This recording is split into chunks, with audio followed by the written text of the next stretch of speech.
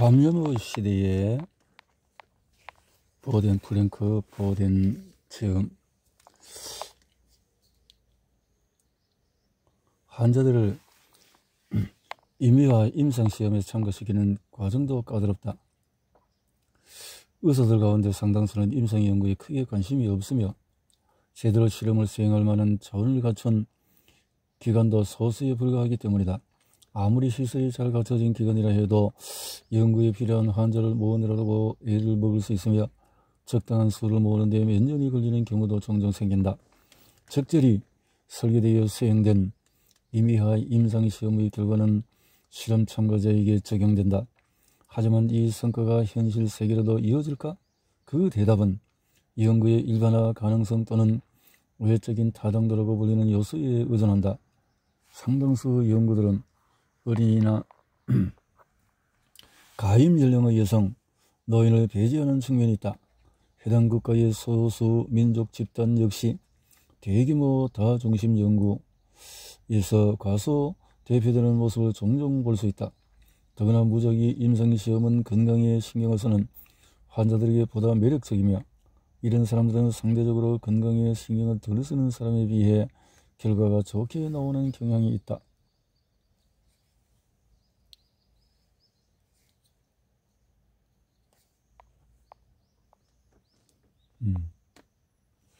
이 시점에서 우리는 이 데이터에 대한 통계적인 분석을 수행한 두 집단의 차이가 혹시 우연히 생긴 것은 아닌지를 확인해야 한다. 물론 많은 사람들은 통계의 통점은 나와도 다리에 힘이 풀린다. 사실 여러분은 대부분의 의사들이 얼마나 통계에 약한지 알면 조금 실망할 것이다. 머리가 희끗희끗하고 점잖은 의사라도 T 검정이라든지 카이 제곱 검정, 다중 로지스틱 획이라는 단어만 나와도 금방 겁을 먹는다. 상당수의 의사들은 통계적으로 유의미한 결과가 있다는 사실만으로도 만족한다. 하지만 사실 통계학은 비교적 익히기 쉬운 학문중의 하나다.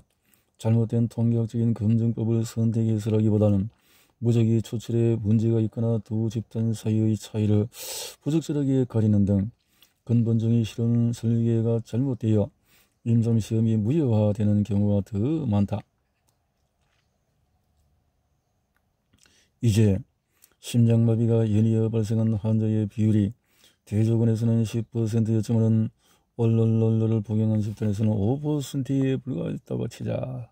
유의미하다. 독감 증상을 보이던 여성이 희귀한 진드기 만성피로 증후군에 대해서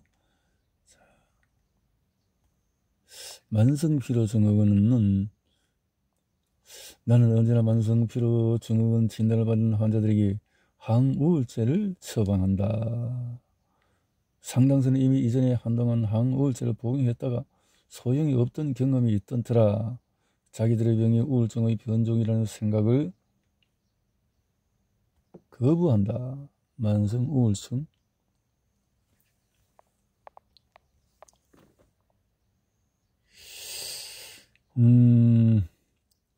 20년 동안의 헤르페스의 일종인 단순 헤르페스 바이러스 1형과 2형과 인간 헤르페스 바이러스 6형 또한 이 증후군과 관련되었을 가능성이 알려지면서 이것은 만성피로에 관계가 있었다는 거죠.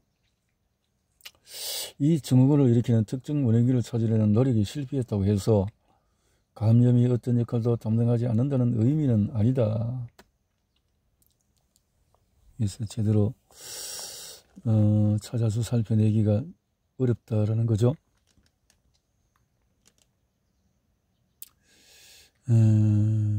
증상이 시작된 이후로 체중이 줄지는 않았지만 위장 상태가 제 멋대로이며 가끔은 식사를 할 때 구역질이 나기도 한다.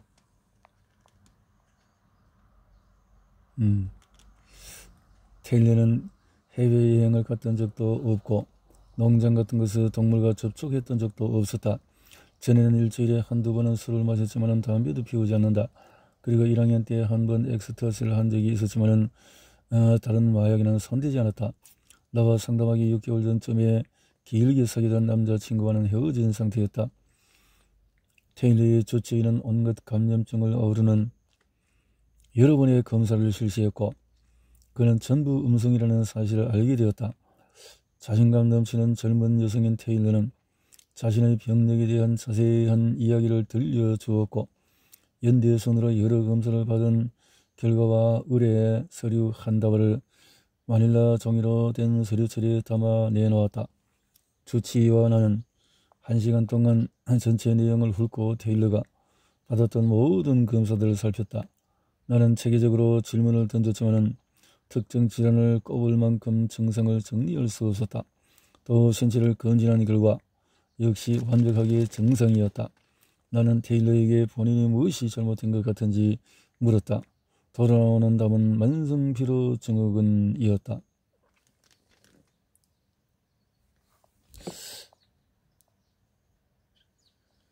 제12장에서 피곤해서 제 정신이 아니야.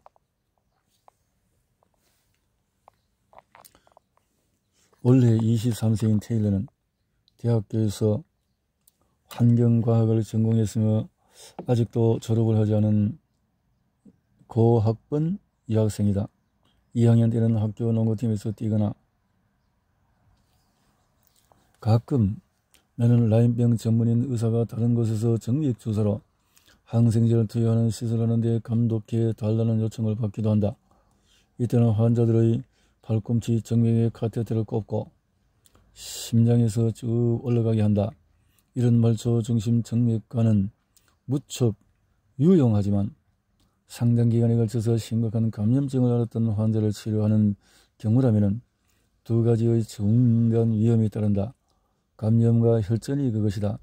항생제의 내성을 가진 세균 또는 균이 간을 통해서 환자의 몸에 들어가면 혈류에 감염을 유발한다.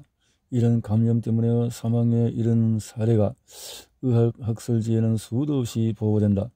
또 PICC가 들어간 큰 정맥에 혈이 응고되는 증상을 심부정맥 혈전증이라고 부르는데 이 증상은 감염보다도 훨씬 흔하게 일어난다. DVT는 팔의 정맥에서 심장까지 이동할 수 있으며 이런 경우 역시 치명적이다. 아무리 훌륭한 의료와 간호 서비스를 받더라도 두 합병증은 완전히 막는 것은 불가능하다.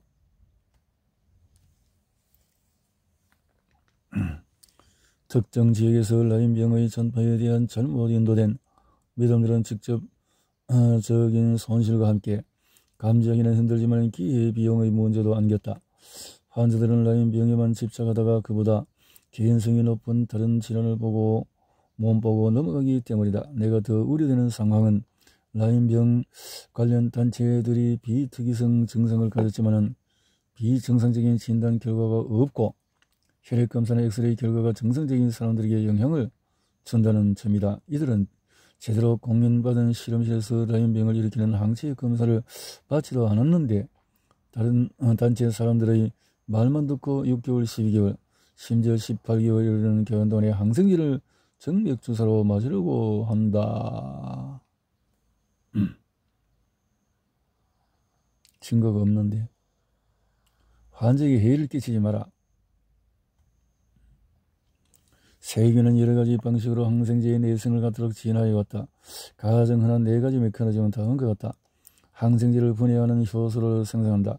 항생제가 달라붙지 못하도록 세균의 표면을 변화시킨다. 세균이 흔하게 사용하는 대사 경로를 변화시킨다. 세균이 흔하게 사용하는 대사 경로를 변화시킨다. 세균의 표면을 변화시킨다. 항생제를 분해하는 효소를 생산한다. 세균이 여러가지 방식으로 항생제의 내성을 갖도록 진화해왔다. 항생제는 위장 속의 세균을 결코 전부 죽이지 못한다. 10의 배수로 즉 100배나 1000배로 세균의 숫자를 감소시킬 수는 있어도 완전히 몰살하는 것은 불가능하다. 약 30년 동안 제약업계는 세균보다도 몇 발자국 앞서갔다. 세폴로스포린 계열, 마이크로라이드 계열, 아미노글리코시드 계열, 테트라사이클린 계열, 플루오로케놀론 계열 전부 페니실린이 출시된 1944년 이래로 20년 안에 개발되었다. 그러다가 이 개발 속도는 조금 느려져서 1970년대에는 병원에서 옮겨지는 무척 심각한 감염을 치료하는 데 중요한 새로운 항생제 계열이 몇 종류 만들어졌다. 하지만 이전 20년 동안에 새로 출시된 항생제만으로는 당시에 존재하는 세균들에 대항해서는 미세한 우위를 점했다. 마지막으로 새 항생제가 개발된 해는 1987년이었다. 예전에는 너무 약하거나 독성이 세서 부적당하다고 여겨졌던 약들이 이제는 새로 내성을 얻은 세균들을 치료하는 데 적당하다고 재발견되었다. 나는 목이 아프면 거의 바이러스성일 테니 항생제를 먹을 필요 없다고 친는 나를 설득하는 일을 오래전에 포기했다. 누나는 내가 아무리 말해도 며칠이 지나지 않아 항생제가 먹으면 막 따끔한 목이 가라앉을 것이라는 믿음으로 돌아오곤 했다. 그래도 누나는 다행히 항생제의 부작용을 겪지 않았고 본인의 의견으로는 위험과 이익 계산에서 언제나 이익을 봤다. 나는 이제 누나의 생각을 바꿔주려고 애쓰지 않는다. 스스로 보고 느껴야 사물에 대해서 제대로 깨닫는 것이 인간의 본성이기 때문이다. 의사들 또한 인간이고 우리 의사들은 이 일을 처리하는 과정에서 마주한 여러 가지에 의해서 강력한 항생제의 내성이라는 것이 생기지 않는 정도에서 유익을 볼 수도 있지만 그것이 참 반복이 되면은 내성이 생길 우려가 커진다라는 거네요.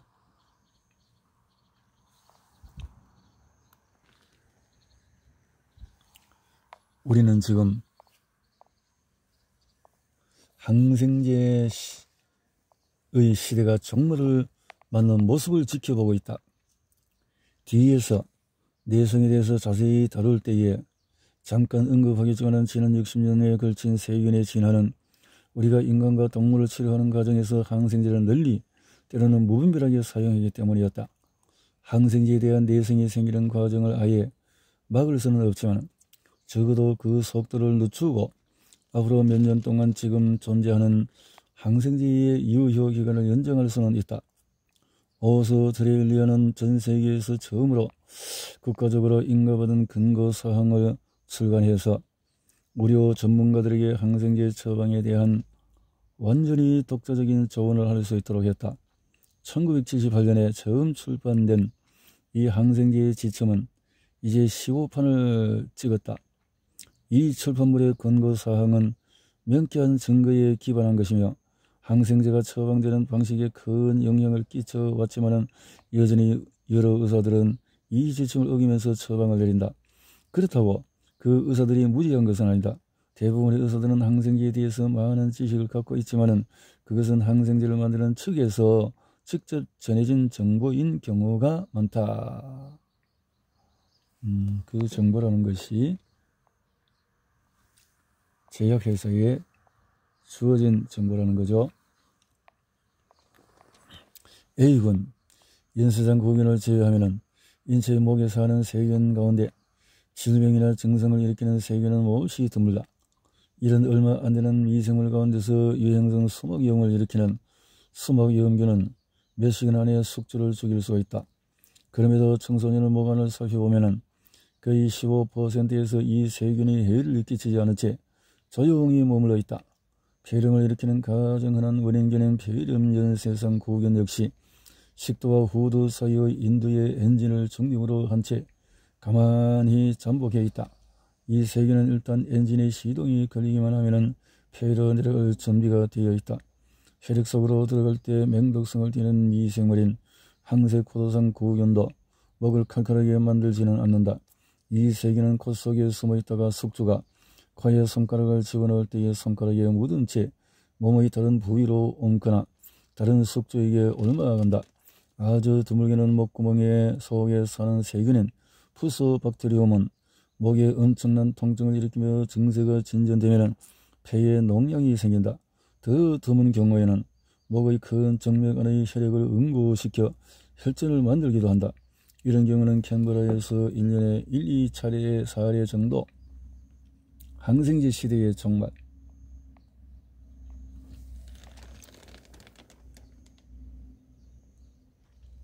언론에서는 거의 수목 염균의 위험성에 대해서만 다루기 때문이다. 또 폐렴 연쇄성 고균에서 감염된 사람 가운데 15세 15%는 아무리 일찍 항생제를 투여했다 해도 세균이 혈류로 들어가고 이런 경우에는 합병증이 생겨서 사망률이 최소한 30%에 이른다.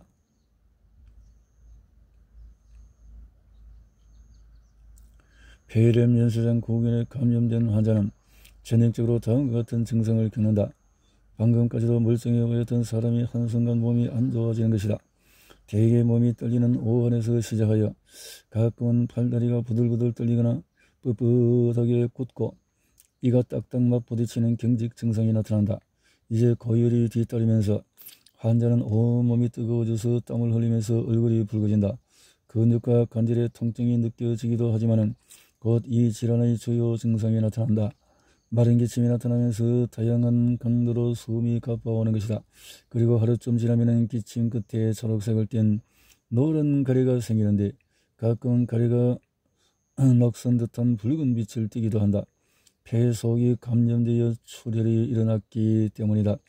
그리고 흉막염이 생겨서 숨을 들이쉴 때마다 갈비뼈 안쪽에서 날카로운 통증이 느껴진다.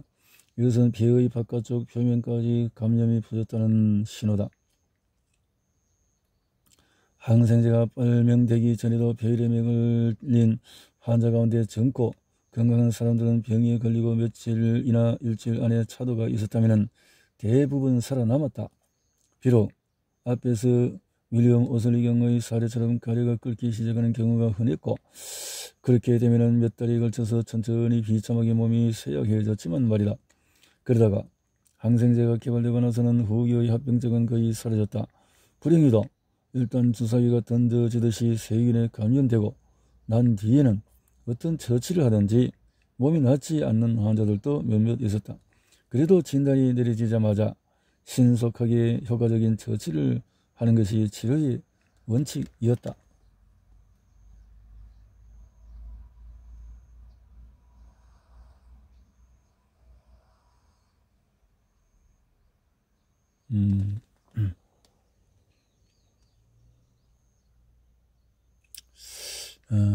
경직 현상이 일어나고 고열이 일어나고 얼굴이 붉어지고 관절에 통증이 생기고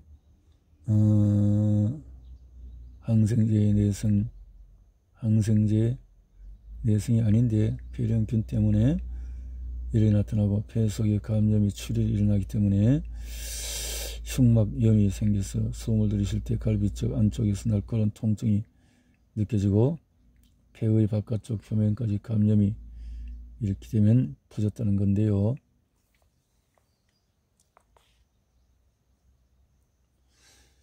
인플루엔자균이나 모락셀라 카탈랄리스 같은 세균들 또한 폐렴의 전형적인 증상을 일으킬 수 있다. 하지만 사람들을 입원하게 하거나 중환자실 신세를 지게 만드는 폐렴은 주로 지역사회에 감염되는 종류가 아니다. 이런 폐렴은 무척 위험하기 때문에 범인인 세균을 확실히 죽이려면 매우 넓은 범위에 걸쳐서 효과를 보이는 항생제를 사용해야 한다. 폐렴 연쇄성 고균과 인플루엔자균은 실험실에서 쉽게 배양이 된다. 이 두 세균은 미생물학이 승승장구하던 19세기 후반에 폐렴의 원인균으로 처음 확인되었다. 하지만 폐렴을 일으키는 세균 가운데 상당수는 보통의 실험실에서 배양하기도 어렵고 가끔은 위험한 측면도 있다. 이 폐렴은 전형적이지 않은 잡동사니 같은 미생물에 의해서 생긴다. 비록 수백 년 동안에 인간에게 병을 일으켜 왔지만 이런 비정형성 폐렴은 레지오넬라병, 큐열, 앵무병을 일으키는 세균과 바이오클라스마 등에 의해서 일어나는 비교적 최근에 나타난 질병이다. 세균의 정체를 확인하기 위한 간단한 배양 체계가 없기 때문에 정확한 진단을 하는데 몇 주가 걸릴 수도 있다. 전형적인 폐렴의 효과가 있는 항생제 가운데 상당수가 비정형성 폐렴을 일으키는 미생물에는 효과가 없다. 비정형성 폐렴을 앓는 사람들은 감염된 장소가 폐라는 사실을 가리키는 증상을 거의 보이지 않는다. 예컨대 심한 두통이나 근육통, 발진, 설사를 보이거나 단순히 열만 나는 시기다. 호흡기에 이상 증상이 있다 해도 가벼운 마른 기침을 계속할 뿐이다. 비정형성 폐렴에 걸린 환자들의 대다수는 병원에 가야 할 정도로 심하게 아프지는 않다. 하지만 예외가 있다.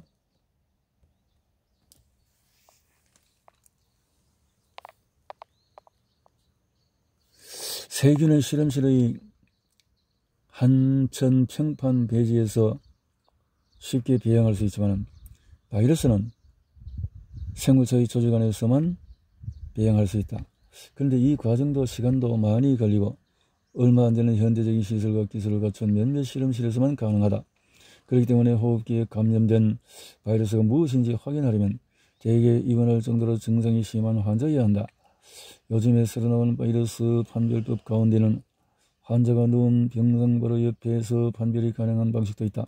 현장 검사, 포인트 오브 케어 테스트라는 불리는 이런 방식은 환자의 분비물에 든 바이러스 단백질을 탐지한다. 이렇게 하면 바이러스를 배양할 필요가 없다. 샘플 안에 든 소량의 바이러스 단백질만으로도 가능하다. 하지만 이런 편리성에 따라오는 단점이라면 그렇게 민감한 방식이 아니라는 점이다. 실제로 병을 앓고 있는 환자를 대상으로 바이러스를 검출하지 못할 수도 있다. 음성, 가짜 음성, 위음성.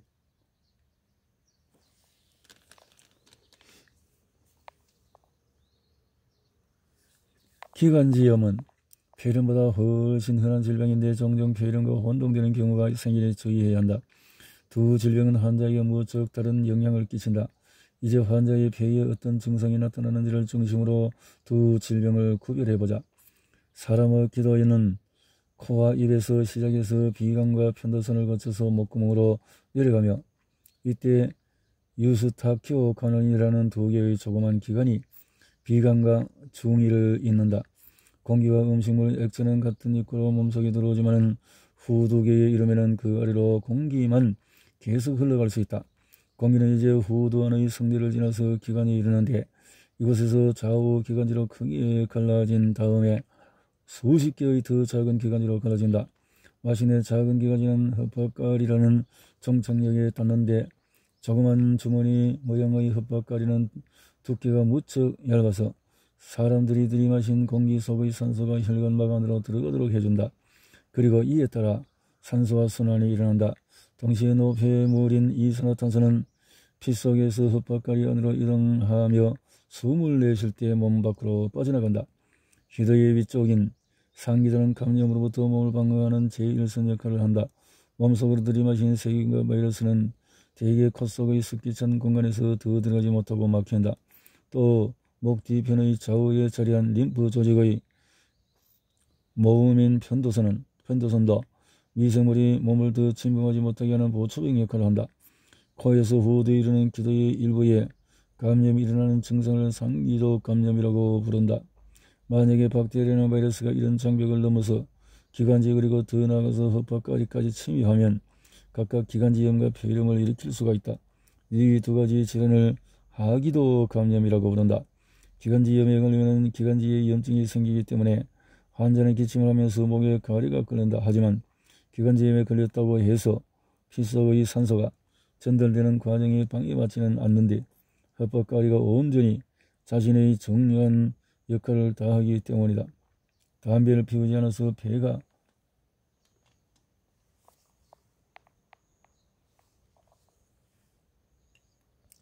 면역체의 통합성과 일반 보건은 폐렴의 위험성을 알아내는 데 둘 다 중요한 요인이다. 흡연자 나아가서 아주 어린아이, 나이가 많은 노인, 영양실조 환자, 암이나 당뇨병을 앓는 환자, 그리고 어떤 이유에서는 면역 억제 상태인 사람은 폐렴을 비롯해서 관련 합병증을 얻을 위험성이 높아진다.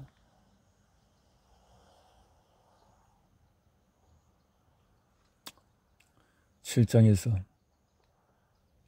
항생제에 대한 신화에서 나는 거의 모든 상기도 감염과 하기도 감염에 불필요하게 항생제를 남용하는 사례를 비판할 것이다. 대부분의 기관지염은 바이러스성이기 때문에 세균에만 작용하는 항생제로 치료하면 아무런 효과가 없다. 임상 연구에 따르면 건강하고 건강한 사람은 아무리 세균성 기관지염에 걸렸다 해도 항생제를 투여했을 때 효과가 거의 없다. 그 이유는 상대적으로 큰 기관지에 생긴 감염은 그 안에서 생기는 점액에 의해서 자연적으로 청소되기 때문이다. 환자가 감염증이 일으키는 성가진 증상인 기침을 할 때마다 점액이 위아래로 이동하면서 이런 현상이 나타난다. 손상된 기관세포에서는 세균과 세균을 공격하기 위해서 동원된 면역세포들이 전부 기관지의 가래 속에 모여있기 때문에 미생물은 보통 더 큰 체내의 순환 과정에 들어서지 못한다. 하지만 폐렴은 이야기가 완전히 다르다. 세균성 기관지염에 걸렸다면 반드시 항생제 치료를 해야 한다. 입원해야 할 정도로 심각한 폐렴은 대부분 폐렴 연쇄상 구균이라는 세균에 의해 일어난다.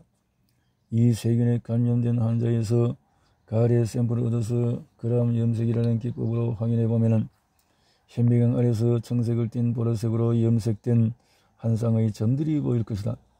이 세균은 미생물학이 발달하기 시작한 초창기부터 폐렴의 주범이라고 알려졌다. 하지만 항생제가 발명된 이후에도 폐렴 연쇄상 구균은 세균 가운데 가장 두려운 종류로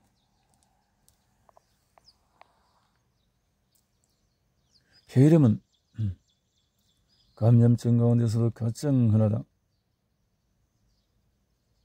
WHO의 추정에 따르면 매년 전 세계적으로 4억 5천만 명이 감염되고 그 가운데 약 400만 명이 목숨을 잃는다. 가장 감염될 위험성이 높은 집단은 5세 이하의 어린이와 75세 이상의 노인이다.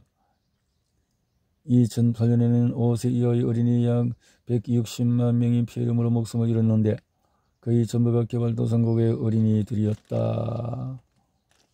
2005년 폐렴은 미국에서 6만 명의 목숨을 앗아간 8번째로 흔한 사망 원인이었다. 그 가운데 절반 남짓은 세균 감염에 의해서, 나머지는 바이러스 감염에 의해서 일어났다. 선진국에서는 세균성 폐렴으로 사망에 이를 확률이 7에서 9%였고 노인의 경우에는 이 사망률이 50%까지 더 높아졌다. 그리고 영양결핍이 되고 이제 영양이 세포로 안 들어가게 되면 세균이 또 득실할 수도 있겠다라는 거네요. 리노바이러스 같은 감기 바이러스는 호흡기관만 침범하도록 진화했는데 대부분 코와 목을 공격한다. 바이러스는 몸속으로 들어온 이후에 자기가 지나는 경로의 내벽에 붙어서 자기의 유전물질을 세포 속으로 주입한다. 그러면 숙주세포는 바이러스를 재생산하는 공장으로 변한다. 여기에 대항해서 숙주세포는 사이토카인이라는 화학물질을 다량으로 분비하며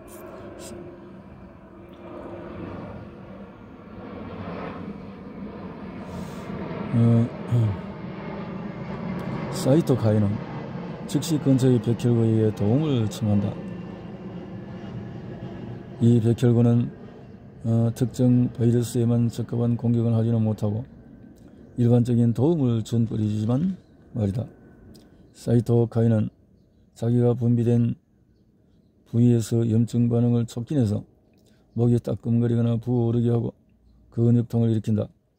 사이토카인의 한 유형은 혈관을 타고 흐르다가 두뇌의 체온을 조절하는 부위로 들어가서 몸속의 온도 조절 장치를 재조정해서 열이 나게 한다.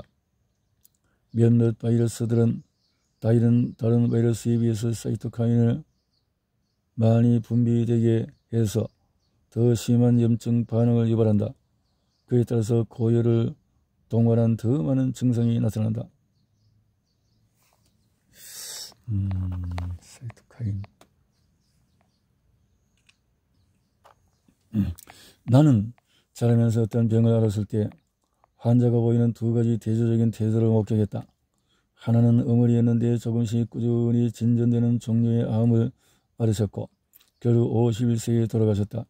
다른 하나는 아버지였는데 자신이 앓는 여러 질병을 그저 지나가는 골칫거리 정도로만 여겼다.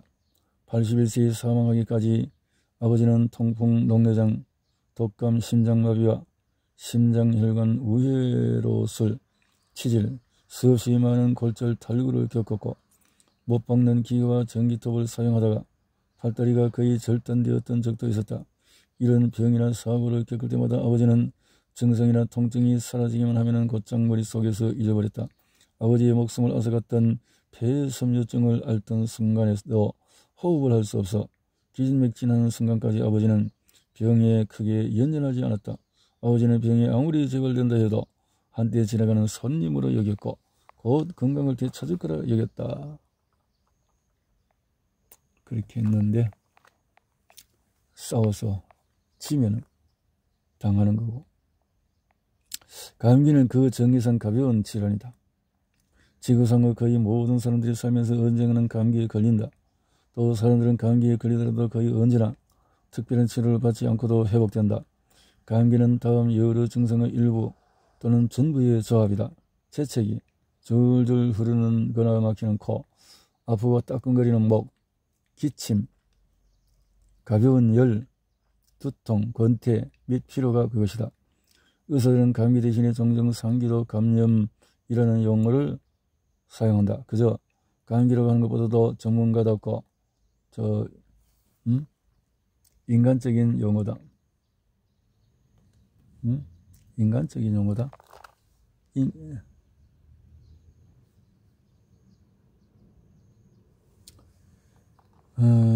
인상적인 용어다. 전문가답다 이 말이죠. 감기 또는 상기도 감염은 몹시 흔하게 나타난다. 성인은 평균적으로 1년에 3번 감기에 걸리고 어린이는 10번 정도 걸린다. 미국에서 실시한 한 연구에 따르면 매번 감기에 걸릴 때마다 사람들은 평균적으로 약 8에서 2시간 일하지 못한다. 바꿔 말하면 미국에서는 감기 때문에 매년 약 200억 달러를 손해보는 셈이고, 그런 만큼 감기의 치료법을 찾는데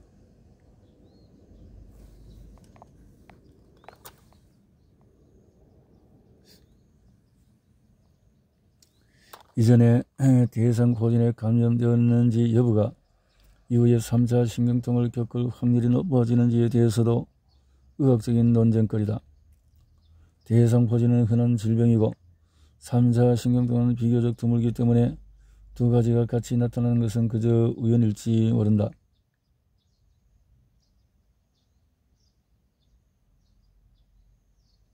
하지만 10년 전에 아버지가 대상포진을 보였던 얼굴의 같은 부위에서 신경통이 나타났다는 점은 여전히 흥미롭다. 3차 신경통에 대한 의료적인 처치는 그렇게 효과적이지 않다.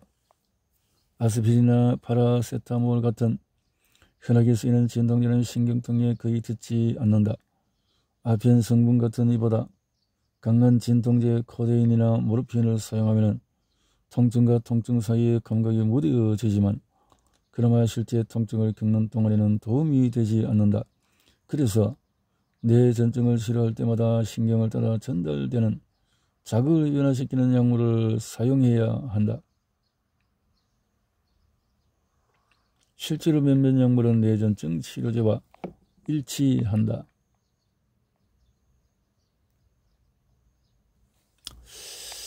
아버지는 카르바마제핀이라고 불리는 약을 항상 복용했다. 이런 종류의 약제는 진통제처럼 빨리 효과를 보이지는 않으며 혈액 속에서 약 성분의 농도가 정상 상태에 도달하려면 하루나 이틀은 걸린다. 아버지는 참을성이 강한 사람이 아니어서 하루치 약을 한 번에 틀어놓고만 했다. 이러면 대개 지독한 설사에 시달리는 데다가 정신이 혼미해지고 어지러워지지만은 통증을 누구로 때리는 데는 당장 크게 도움이 되지 않았다.